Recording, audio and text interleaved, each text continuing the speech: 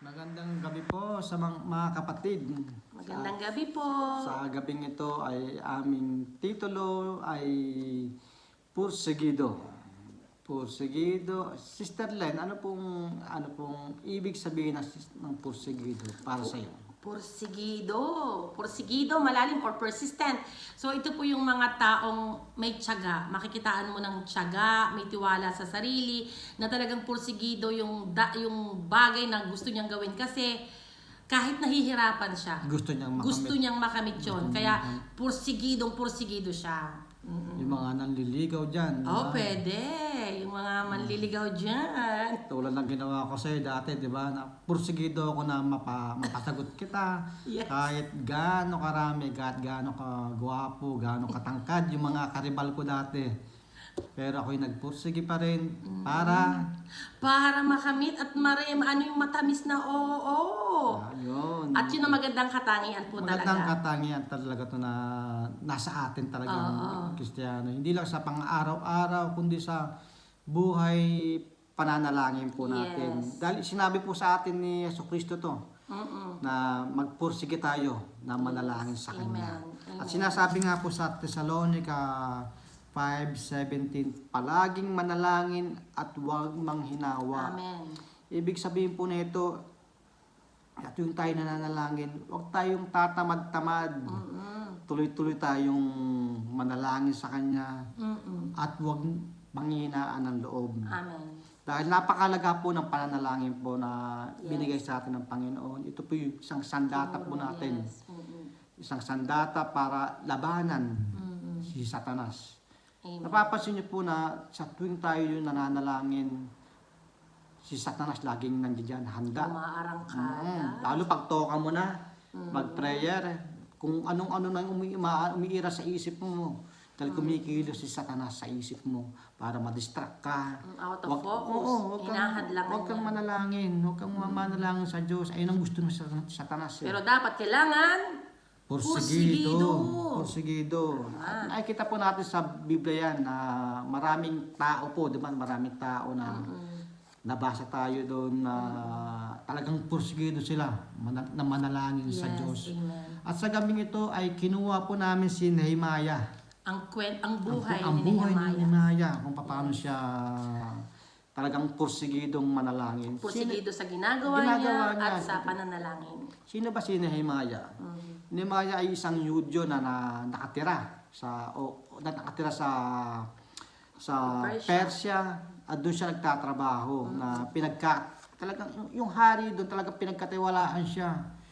Dalang sa araw at isang araw nabalitaan ni Nehemiah na ang Jerusalem ay nasa perikulo. Yes. Dahil nasusunog na yung mga pader, gumuguho na yung mga ibang bahay doon. Siyempre si Nehemiah, may pusong malambot. Gusto niyang tumulong. Yes. Pwede naman isipin na ni Nehemiah sa panahon na yun, ay maganda ng trabaho ko dito, taas ng sweldo ko dito. Bahala na kayo dyan. Oh, may ganun tao. Diba? Pag maganda ng Bahala na buhay, kayo ay dyan. naku, bahala kayo dyan. Ay, ganda-ganda ng trabaho ko dito. Ako yung pinakakanang kamay dito ng hari. Yes. Pero ang ginawa niya, Porsigido talaga. Porsigido siyang Bumalik tumulong. sa Jerusalem. Tutulungan niya yung bayan niya. Yes. Tutulungan niya. At sinabi nga po sa Nehemiah Chapter Chapter 2, verse 4 to 5, sabi po dito, ano ngayon ang nais mo? Ayun po itanong ng hari sa kanya.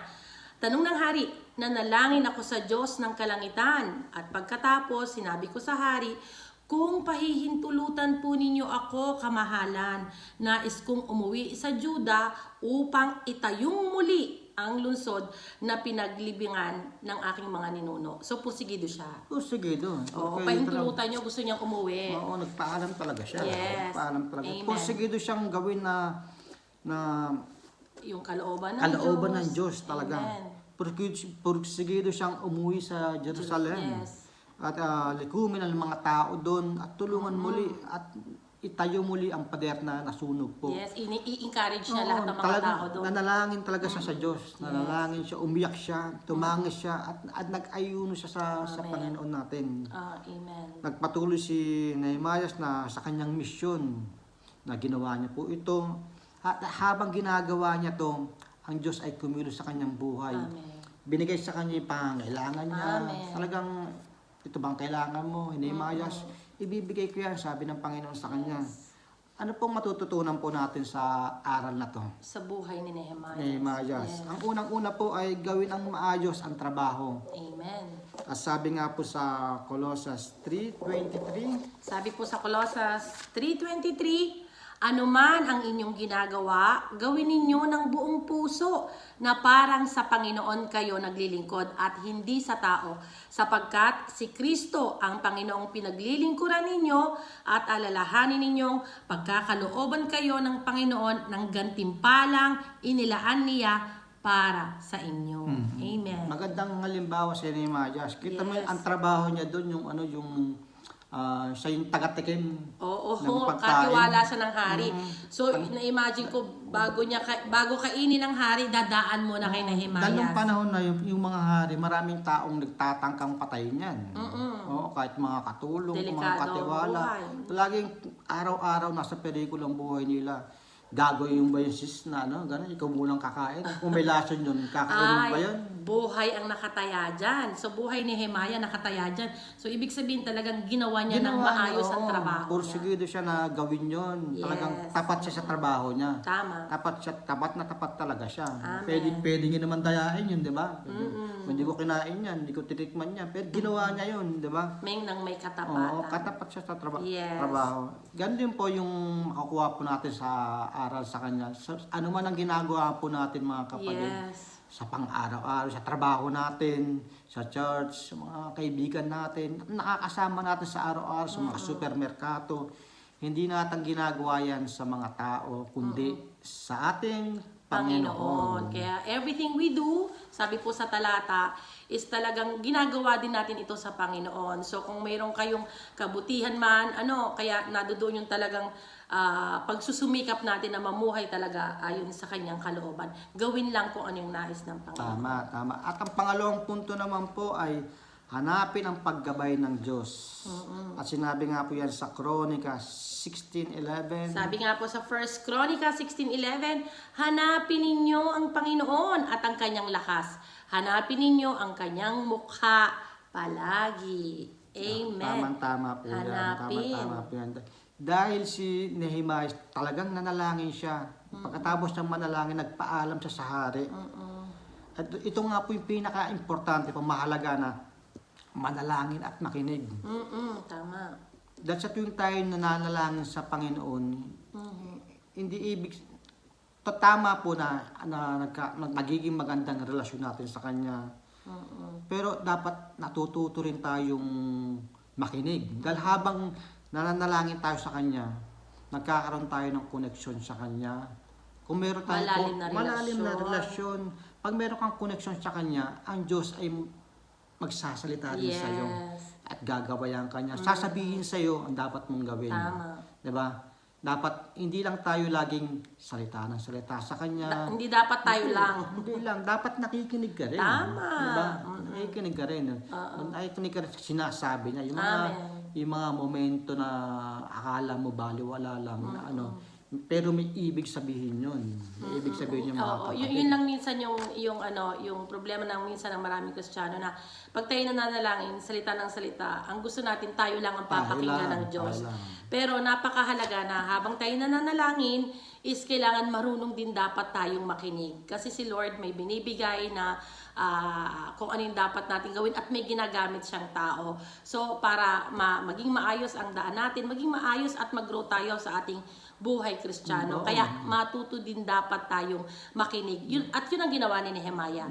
Nakinig siya sa Diyos. Nakinig siya talaga. Sa mga taong lalong malapit sa atin, mga asawa natin, anak natin. Tama. Na ginagamit siya. Siyempre, hindi naman gagamit ng Diyos na yung taong malayo. Siyempre, gagamitin niya yung mas malapit sa'yo, di ba? Ang pangatlong punto naman po, mga kapatid, ay maging pursigido. Kung ano yung titulo. Ayun po. Dahil si Nehemias doon maraming kontrabida. Hindi lang sa pelikula pa lang kontrabida, Oh, no? Max Alvarado.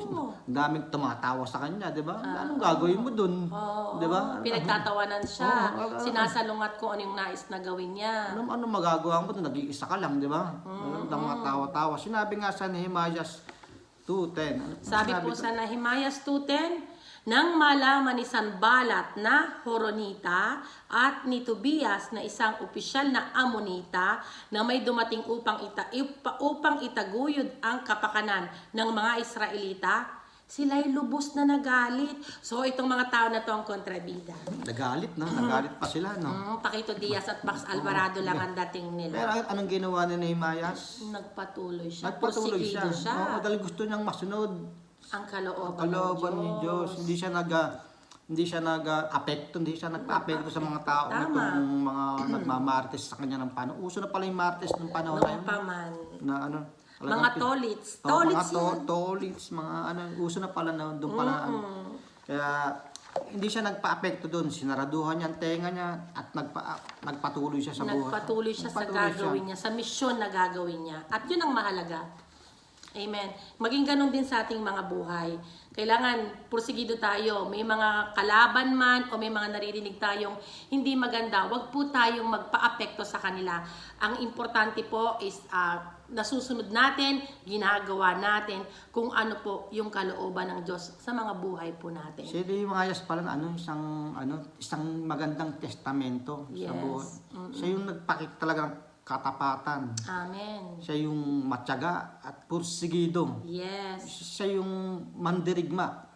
Hindi mandirigma yung nananakit ang tao, hindi yung nakikigera siya. Yung mandirigmang matapang na wala sa lugar. oo. No? Isang mandirigmang Sa pananalangin. pananalangin. Amen. Kaya mga kapatid, maging tulad tayo ni Nehemias, Yes. maging mandirigma rin tayo. Sa pananalangin. Mm-mm. Mandirigma, porsigido sa lahat ng bagay. Maging tapat tayo sa panalangin. Buong puso natin sabihin sa Diyos ang gusto natin. Yes. At makinig tayo. Tama. Amen. At sinabi nga po, tanda ko yung may kasabihan. Ewan ko lang po kung tanda mo yung kasabihan na yan. Meron. Ano About yan? sa porsigido. Ano? Yung walang trabahong mahirap sa isang taong porsigido at masikap. Tiyak na magtatagumpay at makakamit ang bawat pangarap. So ano pong susi dyan? Tama yun. Tama. Porsigido. Porsigido. Kaya kapatid, yun dapat po yung magandang taglayin natin sa buhay. Yung Meron tayong katangian na porsigido. yun. Katangian na to. Yung porsigido ka. Porsigido ka sa gagawin mo. Buo ang loob mo. Wala kang katatakutan. Kasi alam po natin na ang Diyos ay kakampi natin. At napakahalaga, porsigido sa pananalangin. Pag pa umaatake na yung katamaran, ay i-rebuke na po yan. Tama. Kailangan porsigido yan. Kaya sabi ni Lord nga manalangin, huwag manghihinawa. Kahit anong naririnig mo, ang papakinggan mo lang ay Ang boses ng Panginoon. Amen. Amen po. Salamat po sa gabing ito.